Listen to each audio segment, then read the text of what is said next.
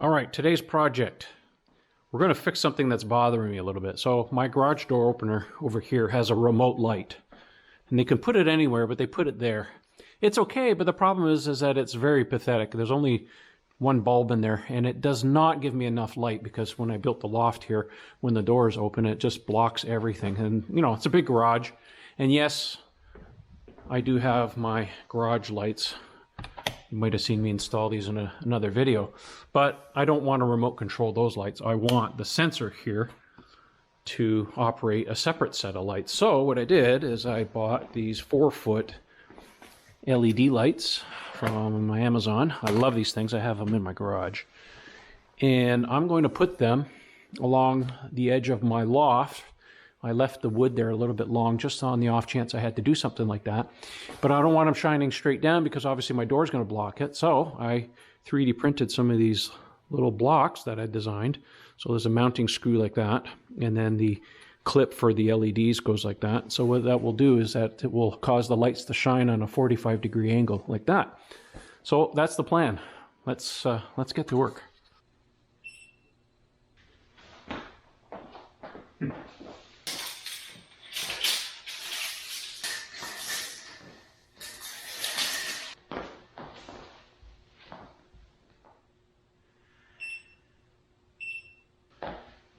That's the midpoint.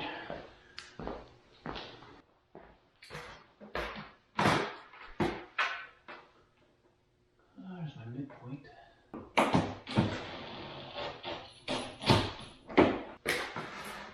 Well, I don't really need the laser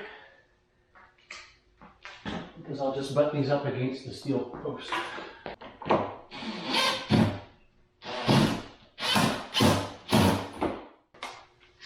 How long are the tubes? 47 1/4, so I think I clip them around 46 inches. What does that do? That's a bit tight, maybe around 45.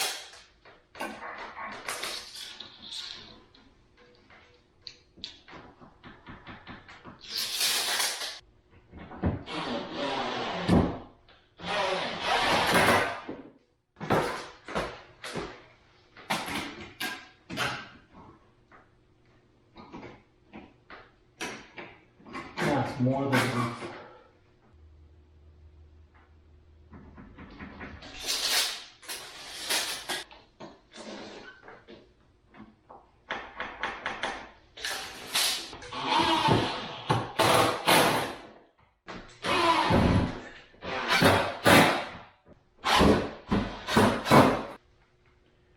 The tubes have these little connectors.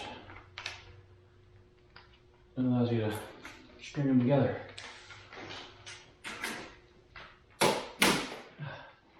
There we go. That's good.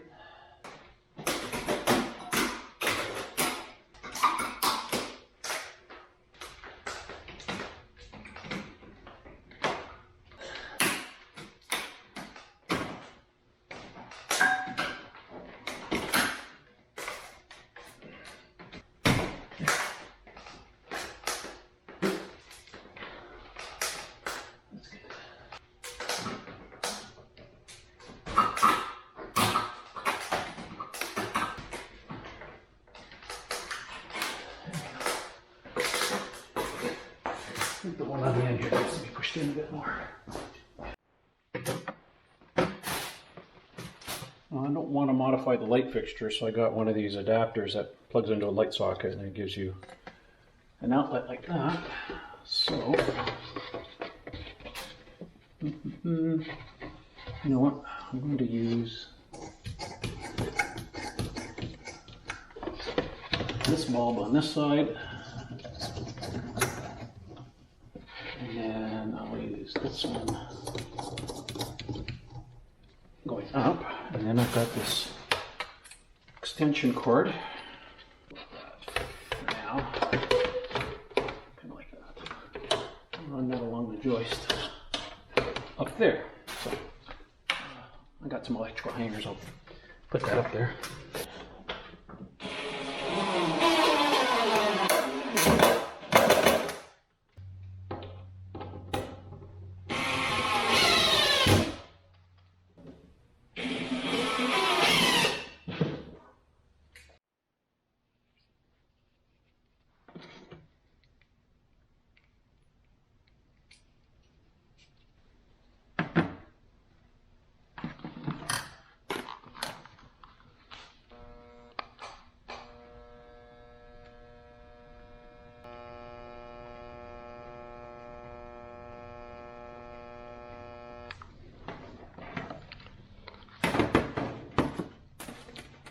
You should be cleaning those ends before soldering them together.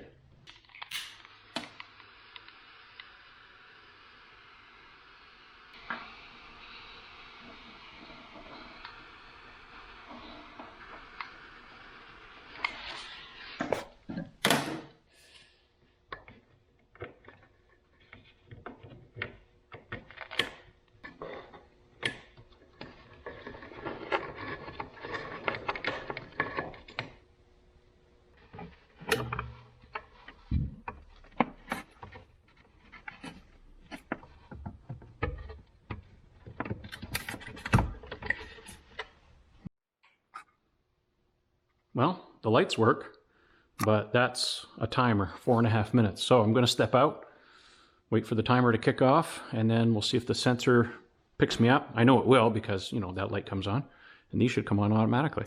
Before I do that, I turn off the overhead lights so you can see that it lights up the garage really well. I'm glad I did it on an angle because, you know, now that I come in with the car, I can actually see where I'm going. Actually, let's test it with the door.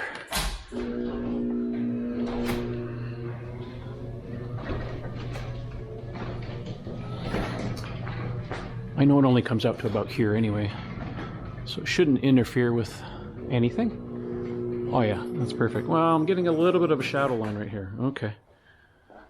Not much I can do about that, but at least it lights up the garage much better than that piece of crap over there. And of course, most of the time it's when the door's closed anyway, so. All right, well, let's wait 4.5 minutes and see what happens. All right, so we waited 5 minutes or so. I know the garage lights are off, so we're gonna sneak in here. But before I do that, I wanna show you something. So you can see here on my energy monitor, I got a video about this, what this is all about here shortly.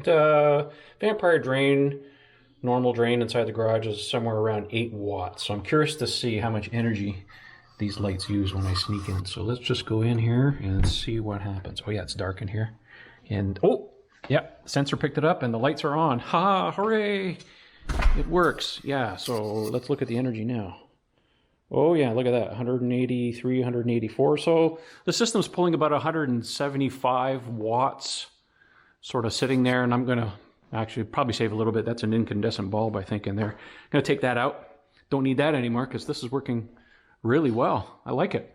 All right, well, I'm gonna do a little bit of cable management and button that up and call it a day. Listen, if you're interested, I'll put links in the video description to these lights that I use, and I'll leave a link to the STL file, the 3D printed block, if you want to put these on a 45-degree angle like I did, in the video description so you can play with it.